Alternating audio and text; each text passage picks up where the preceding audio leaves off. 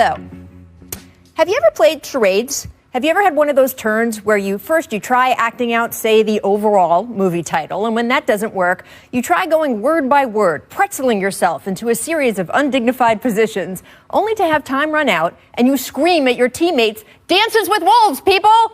That was so obvious!" That is exactly what it felt like watching James Harden at post-game media podium last night. For more than a month, the man has been trying everything to telestrate what he has been thinking. I mean, it's not like he just didn't report to training camp on time. He didn't report to camp on time, as he instead went on a 3-state tour of various clubs and nighttime establishments, posting social media of himself along the way. When that didn't get him traded, he went to a friend's party, again, maskless, indoors, in direct violation of the NBA's protocol. At least the league noticed that and fined him. Still, all we heard from the Rockets and their management was that they wanted James to play games for them, the hope being that if he actually got on the court with new acquisitions like John Wall, Boogie Cousins, Christian Wood, maybe he'd change his mind on wanting out. Narrator, he did not change his mind. And again, he has been acting that out. The Rockets have lost 4 of their last 5, in large part because Harden has been a shadow of his usual point-scoring, foul-drawing, step-back self. He scored 20 points or fewer 4 games in a row, the first time that's happened since he was coming off the bench in OKC back in 2012.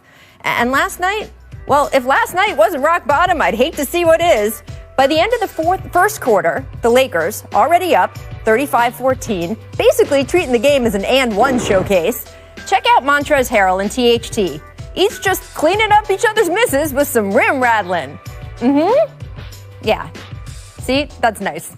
Then with the Lakers up 21, LeBron James turned the disrespect up to 11. He hit a pump fake 3 that he didn't even bother to watch fall. And why, may you ask, did LeBron turn to his bench in particular? Well, let him and Dennis Schroeder tell you what happened. Well, my teammate, hit me with a bet on the sideline, and I took the bet while I was still shooting the ball. I told him to bet a Benjamin on it, so he shot it, or took a dribble, shot it, and turned around and said, bet, Then it went in, and it's just legendary. He said, bet you won't make it. And in order to make a bet official, you either got to have a handshake or you got to look a man in the eye. So he said, bet it. And I turned around, looked him in the eye, and I said, bet it. I can't even. I mean, that's incredible. And in years past, we would have seen at least an attempt at an incredible response from James Harden. Look, you can say what you want about the style James plays, his ability to be clutch in the playoffs, but you cannot deny that out of the 7.7 billion people on this green earth, he is one of the very, very best at playing the basketball. He is an Iron Man who rarely misses games. He is a walking playoff berth. And yet last night, with the defending champs literally making a mockery of Houston's home court, Harden barely lifted a finger. He loped lazy passes. He didn't move on defense. After the game, Coach Stephen Silas said, quote, "They're having fun at our expense. It doesn't feel good at all. We should take umbrage. It's like the Lakers were dancing on our home court." But it was what Harden said post-game that spoke the loudest. Clearly, finally tired of trying to act out his feelings, Harden just came out and said what we've all known he's been thinking for more than a month. We're just not good enough. We don't obviously chemistry, talent-wise, just everything. And it was clear, I love this city. I literally, have done everything that I can. This situation is crazy. It's something that I don't think can be fixed. So, thanks. Okay, then. John Wall was up next, and while he didn't want to comment on what Harden said specifically, he did say that, quote, "When you have certain guys in the mix that don't want to buy in all as one, it's hard to do anything special." Then when asked about his relationship with Harden, here's what he did say. I think it's been a little rocky. Can't lie about that. I don't think it's been the best it could be, to be honest. That's all I really can say. By this morning, the Rockets had clearly had enough. Harden was told not to come to practice, with Coach Stephen Silas telling reporters, quote, "We felt it was best for the group and best for James." While Boogie Cousins said the disrespect, quote, "isn't something that all of a sudden started last night." Boogie added, "It's completely unfair to the rest of the guys in the locker room." So, what happens next? ESPN is reporting the Rockets are in active, serious trade conversations with both Philadelphia and Brooklyn as we speak. So maybe we'll see a Harden deal as soon as today, or maybe it'll be a week or next month. Regardless, it is clear now how this story is going to end. Sounds like James Harden won't be in Houston much longer. So, Perk, where do you think the Rockets go from here? Well, Rachel, I think that James Harden will probably never wear a Houston Rockets jersey again, especially not this season or the next 2 seasons. He keeps saying that he wants to retire as a Rocket, and I get that because he's done a lot for this organization. He's done a lot for this city. But, a wise man told me when I was young, it's not what you do, it's how you do it. And what James Harden did yesterday by throwing his teammates under the bus, undervaluing them, treating them like they're not good enough, or actually saying it, is a problem. And right now the Rockets are taking the right steps. I just read a report that said that Stephen Silas said that James will be home for the remainder of the period until they find a trade. And that's the right move. They have to trade James Harden, and they need to trade him fast.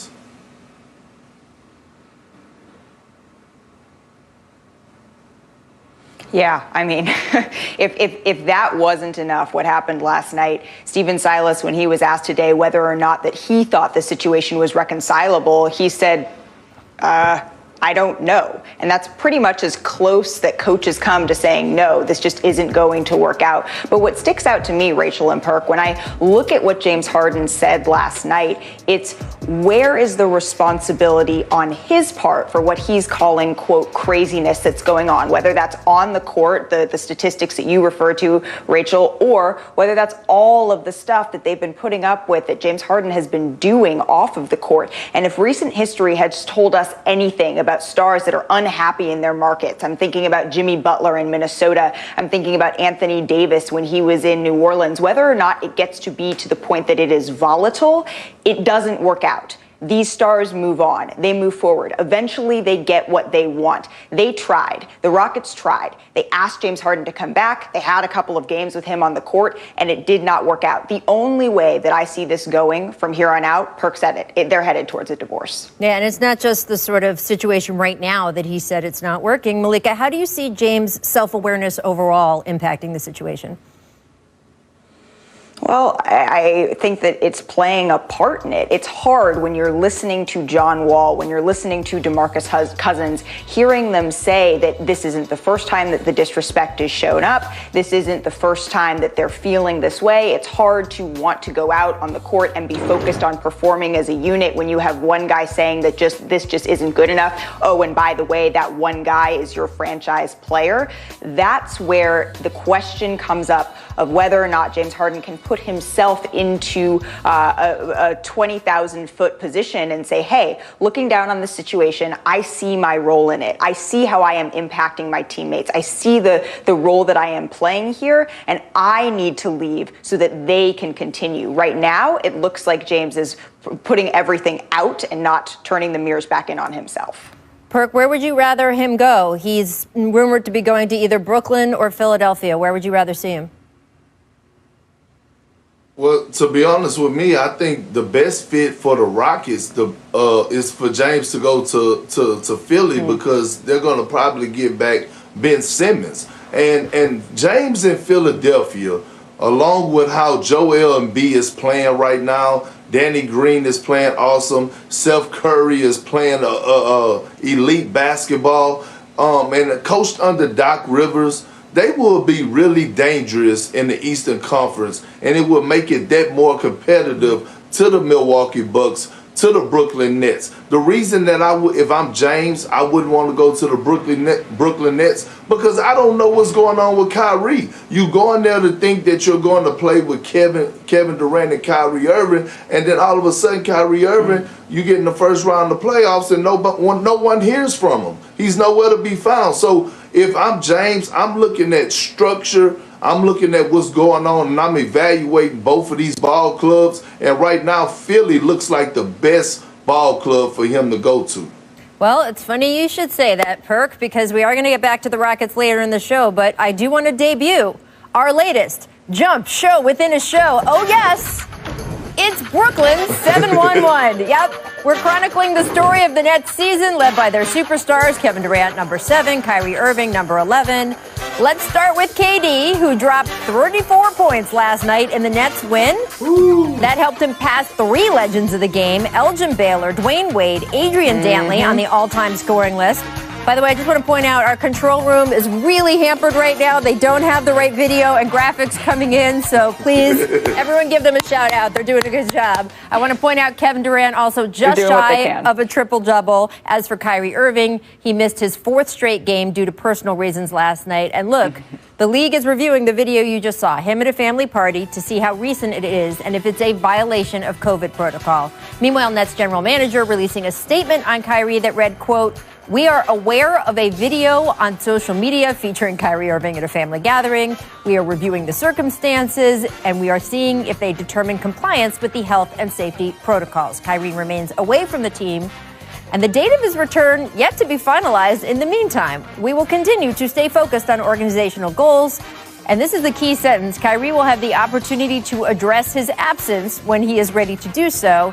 Translation, we're not going to say it. He's going to have to say it. Meanwhile, when the Nets were playing last night, this photo of Kyrie on a Zoom call for a candidate for the Manhattan District Attorney surfaced.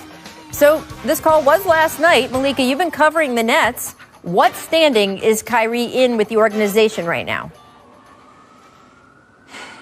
The honest answer, Rachel, is I'm not totally sure. And I say that because I read the statement from Sean Marks, too, and that line stood out to me that they are not going to be coming in and speaking on behalf of Kyrie Irving. They are very much leaving this for him to speak on for himself. He needs to answer to where, why, when, how we got to this place. That's not something that the Nets are going to be coming in and saying. And the sentiment that I've heard, both on and off the record, over and over from players, from coaches, from folks in the front office with the Brooklyn Nets is we just need to focus on what's going on in this building. We need to focus on what's going on in Barclays Center. And guess what? Kyrie Irving right now is not in Barclays Center. But I'm sure Perk can speak a little bit better to this than I can. If I am a teammate of Kyrie Irving's and I am doing my job, showing up to work every day, at the very least, when Kyrie Irving does come back, there is some sort of explanation that not only should he be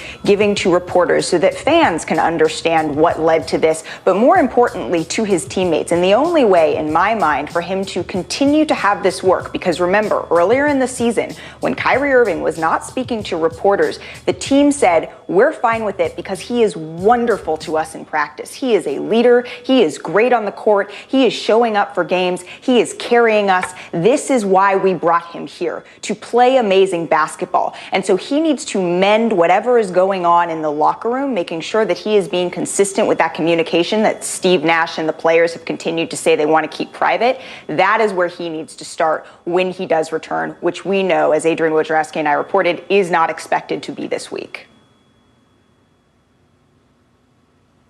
And here it is, you right on the money. And they got that old saying, yes, I got my old soul cap on today. Mm-hmm. You made your bed, now you got to lay in it. I love what Sean Marks and the organization of the Nets are doing and saying, no, Kyrie, you have to man up and you have to answer to this. Not only to the media and the outside world, but to your teammates, as just like Malika just said. Because here it is, for the simple fact that you leave, you don't give anybody a warning, you just don't show up to the game, you're not communicating with no one in the front office, no one on the coaching staff, none of your teammates. If I'm a teammate, I feel disrespected. But are we surprised? No, I'm not one bit, because I've been said this about Kyrie. And you know what's the bad part about it? Is that it's so many people in the world today, right? Just think.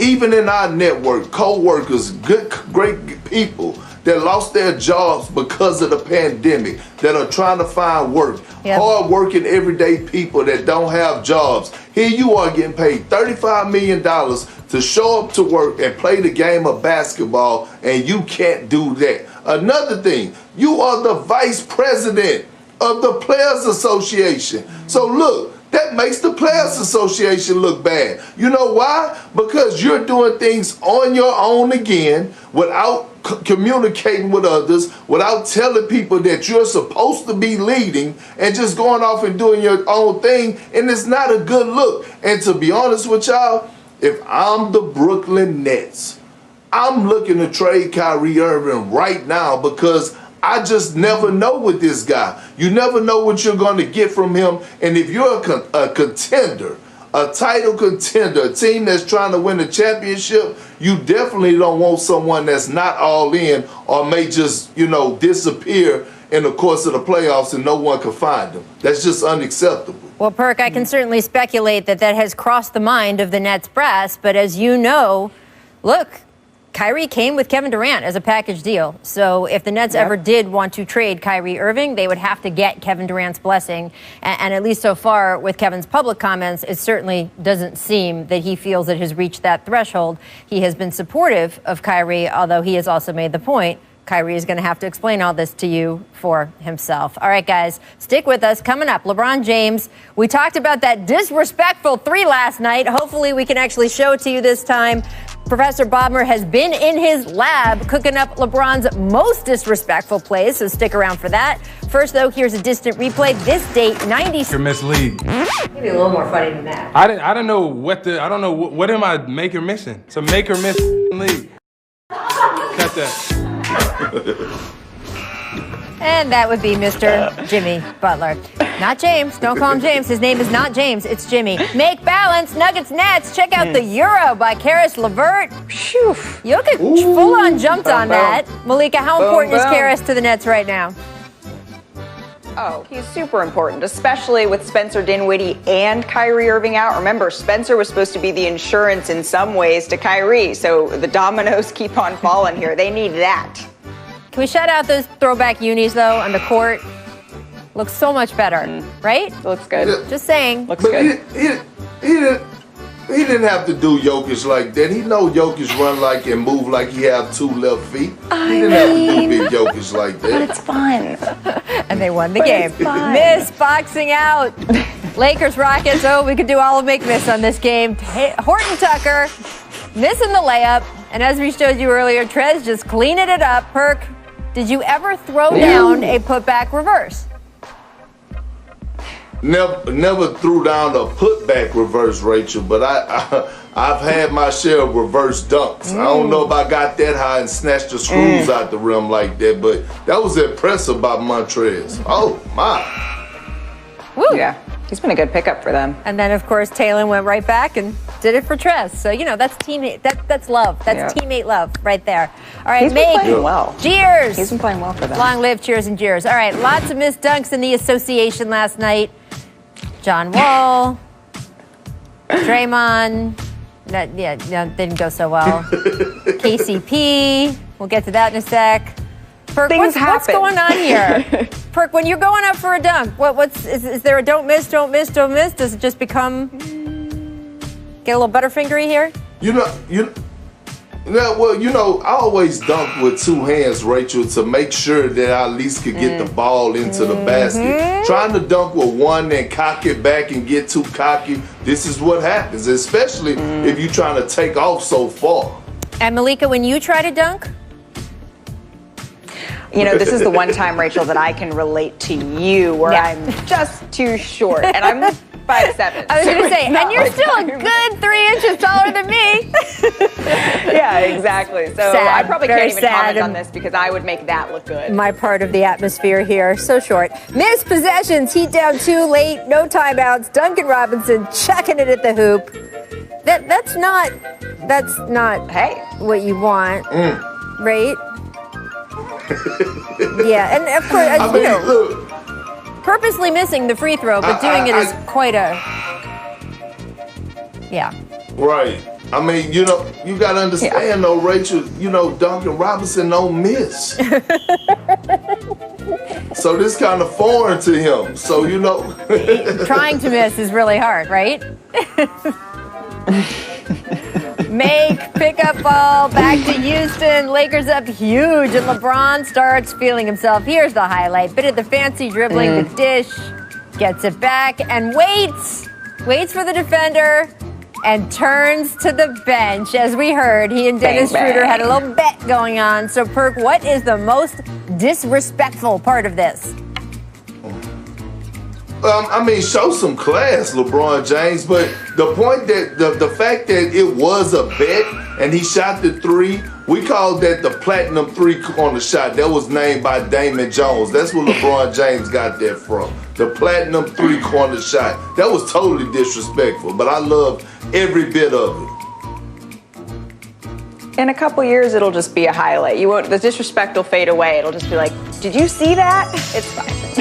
Time to run it back to LeBron's most disrespectful plays. First up, honorable mention, LeBron threw the legs dunk in high school. In 2003. Wow. Woo. All right, let's get to the real deal NBA highlights. Number 5, 2017 playoffs. LeBron spins the ball in front of Serge Ibaka. This is brutal. I mean, LeBron is just so disrespectful. Especially during those Cavaliers-Raptors series. All right, 2016 NBA Finals. LeBron blocks Steph, and then he let him know about it. Yeah, and Rachel, see, that's what changed the game. That changed the whole series right there. That block shot and talk noise, it gave the Cleveland Cavaliers life. Yes, 2005 Cavs Blazers. LeBron snatching Ruben Patterson's ankles. But this was the video quality in 2005. Sometimes it happens like that. I don't know how my brain didn't process it that way in the moment. Does it make you feel old? But that was a little bit personal. That was a little bit personal because those old heads thought that they could guard the LeBron, and he just had to show them the real. By the way, Nurk got a little taste of that too right there. That was 2018. Oh. And number 1, 2013, you know what we're showing here. The alley-oop on Jason Terry, then the stare, then the technical. Yep. You know what this was about, Perk, right? This was unfinished business. Yeah, it is unfinished business, and they set him up good for that, and that's just wrong. That's just wrong. But you know what? Eastern. Welcome back. I'm Rachel Nichols alongside Kendrick Perkins, and we are thrilled now to welcome in ESPN senior NBA insider Zach Lowe. So, guys, COVID issues striking again. The NBA officially postponing the Hawks-Suns game scheduled for tonight. Jazz-Wizards, Magic-Celtics, those had previously been postponed as well. Now, Magic forward Aaron Gordon tweeted this: "It's starting to get janky. I'd be cool with a bubble if it was in the Bahamas or Hawaii, and we got to bring our family, wife, or girlfriend." The jump in Hawaii does have a nice ring to it, just saying. Yesterday, the league introduced some new COVID protocols, like forbidding players from leaving the team hotel when they're on the road. No, let's say just special guests are allowed to visit. No inter-team interaction before or after the game. And more restrictions on who can be maskless during games, as well as restrictions on what players can do at home, who they can see, what they can leave their house for. NBA vet George Hill, not thrilled about these new guidelines. Take a listen. I'm a grown man, so I'm going to do what I want to do. If I want to go see my family, I'm going to go see my family. They can't tell me I have to stay in a room 24/7. If it's that serious, then maybe we shouldn't be playing. But, it's life. No one's going to be able to just cancel their whole life for this game, and that's how I think about it.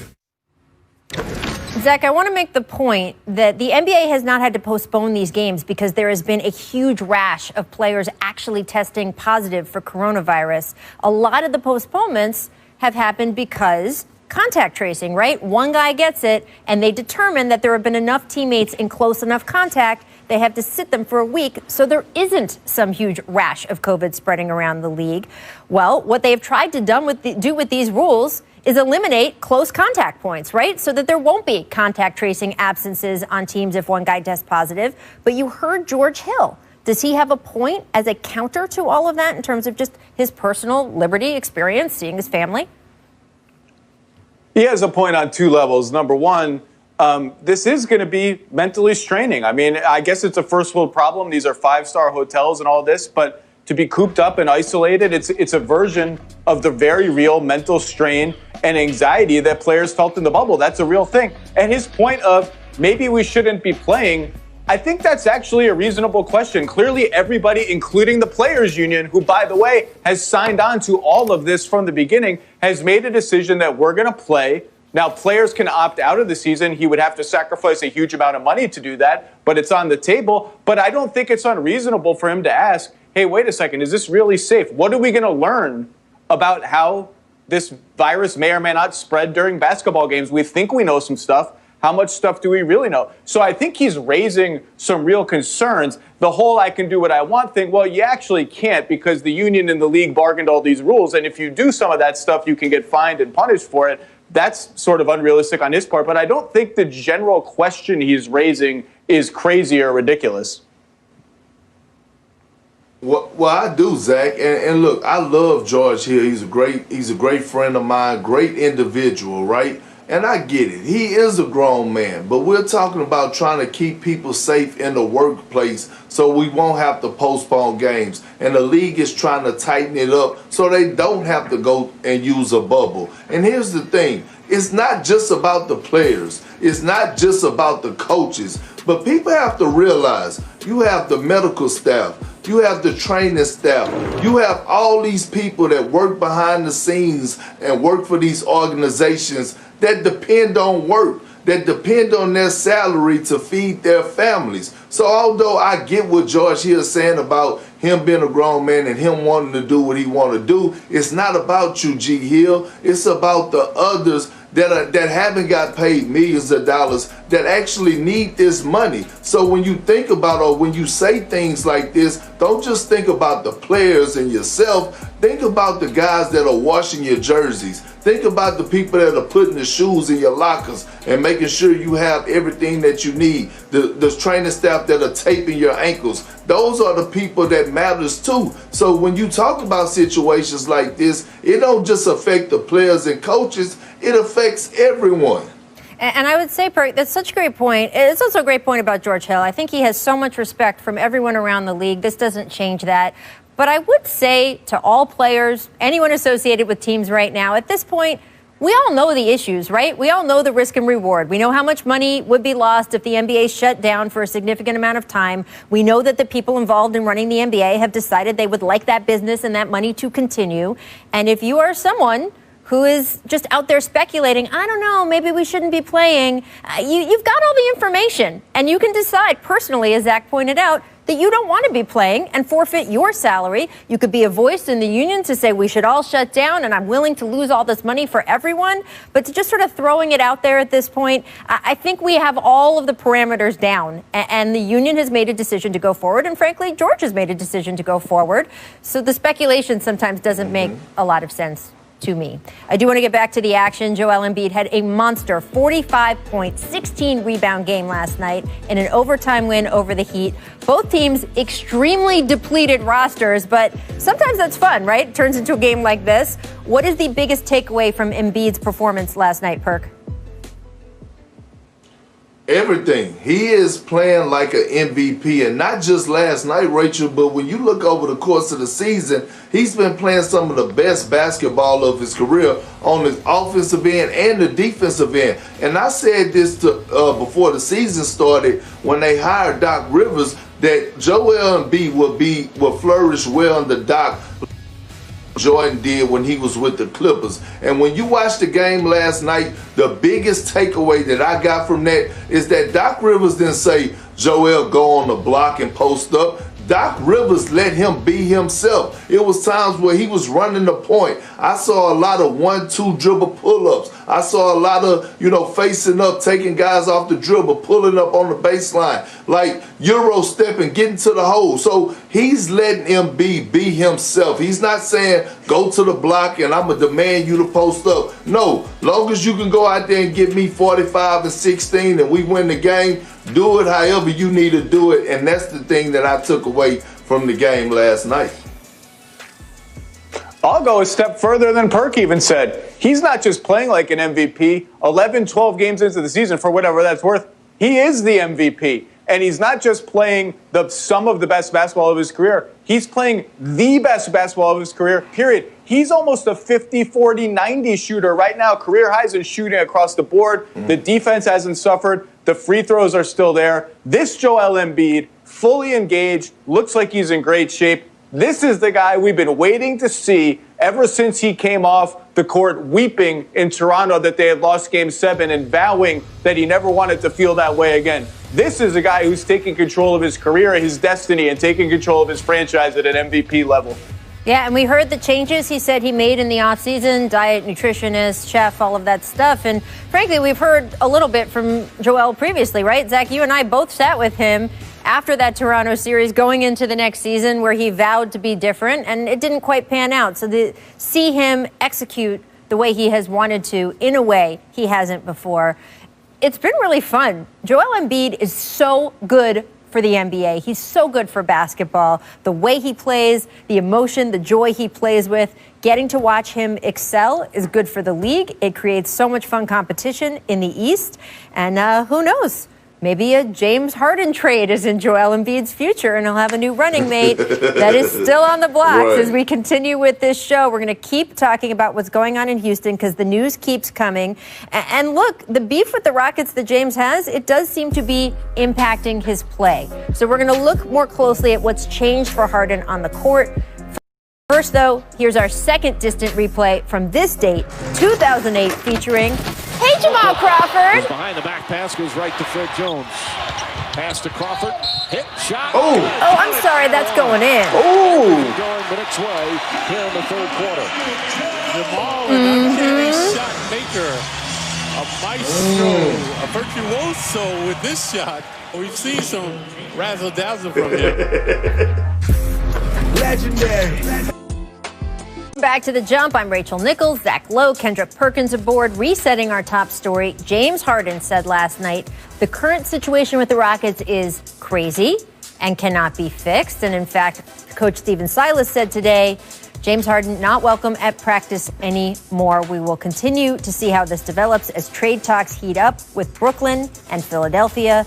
But judging by his recent play, James does not seem engaged the way he always has been in the past. After averaging 37 over his first 3 games, Harden's average has dropped to 17 a game over his last 5. So, Zach, what has changed for Harden on the court? True story, Rachel. I was watching that game last night, and halfway through it, I started texting people around the league. I wonder if this is James Harden's last game as a Rocket. That's how checked out he was. That's how bad the body language was. Look, his isolations are way down. His pick and rolls are way down. This is a guy who commandeered every single offensive possession when he was really engaged. Step back threes, drives. Anytime you saw Anthony Davis within 10 feet of the rim last night, he was passing out. No desire to go up through contact, no desire to get to the line. You can say he's being deferential to John Wall, deferential to Christian Wood, trying to get other people involved. He's averaging like 10 assists a game. That's all great. When has James Harden been deferential to anyone? This is not the James Harden we've come to know, we've come to enjoy watching, or maybe not enjoy watching, depending on your taste. This is just not the same player. It's very obvious. All you need to do is watch the games. Something is not right. I suspect it's a whole confluence of things, starting with his care factor and his desire to be a part of the Rockets. Absolutely. And another thing is, when is the last time James Harden played in the actual system, right? When you look at D'Antoni's style of play up and down, allowing James Harden to get 10 dribbles, a possession to get to the basket or put a guy on the island and isolate him. Well, now you have Coach Stephen Silas actually running sets. He's running sets with his player movement, ball movement, may go to the post from time to time. And James Harden is not used to that. He's already disgruntled and don't want to be there. And one thing that you can always look at and see what's going on and see the temperature is body language. And his body language says it all. It says, I do not want to be here. I saw James Harden at least 6 or 7 times yesterday standing in the corner and not involved in the offense. He don't want to be there. We all know this, and now he's showing that. And that's what's affecting this game. If your mind is not right going into a basketball game, I don't care what's on your mind in the outside world. You're not going to perform at the highest level. And look, Zach, there's been differing opinions on whether James acting this way and now playing this way is going to affect his trade value. I want to say again, ESPN reporting that Brooklyn and Philadelphia are the lead candidates for a trade. Could happen today, could happen by the end of the day, could happen in the next 5 minutes. Concentration certainly on Philadelphia. My opinion has been that James Harden is James Harden. Everybody, especially Daryl Morey in Philadelphia, knows what you can get when James Harden is engaged. Do you see how he's been playing affecting his trade value at all, or everyone knows this is just very particular to the situation in Houston? I do, but not with the Sixers. I mean, Simmons for Harden has been the most logical endgame since before all this started, and Brooklyn can offer whatever Brooklyn can offer if they indeed make an offer. I look at the other teams that have been on the fringes of this, your Denvers, Bostons, Portlands, Torontos, et cetera, and a lot of them are looking at this and saying, look, we know if and when somebody trades for James Harden, he's going to be James Harden again. He's going to perk up. He's going to score. He's going to draw contact. He's going to start playing harder. He's going to be who he's always been. But what this does tell us is, what happens if things go sideways a little bit with us after we get James Harden? What happens if we struggle? What happens if somebody gets hurt? What happens if he decides he doesn't like the coach? Well, what does that look like? Is he going to do this to us? Is he going to do the same thing he's doing at Houston because things don't go exactly the way he wants? And if you're just on the fringes, if you've just dipped your toe in, that might be enough to just say, you know what? We really like Jaylen Brown. He's really good. We really like Michael Porter Jr. He's really good. We don't really need to get involved in this. And I'm not saying that that's happened in those places, but I know that a lot of teams that have been on the fringes are watching very closely and debating that very discussion. All right. Well, we will begin monitoring, watching. We got 8 more minutes left in the show. Maybe it'll happen in the next 8 minutes. Who knows? Stay tuned. In the meantime, here's what The Jump recommends for today on ESPN Plus. Brian Windhorst charting the next steps in Zion Williamson's journey. Now, we just learned that Zion is out for the game tonight against the Clippers due to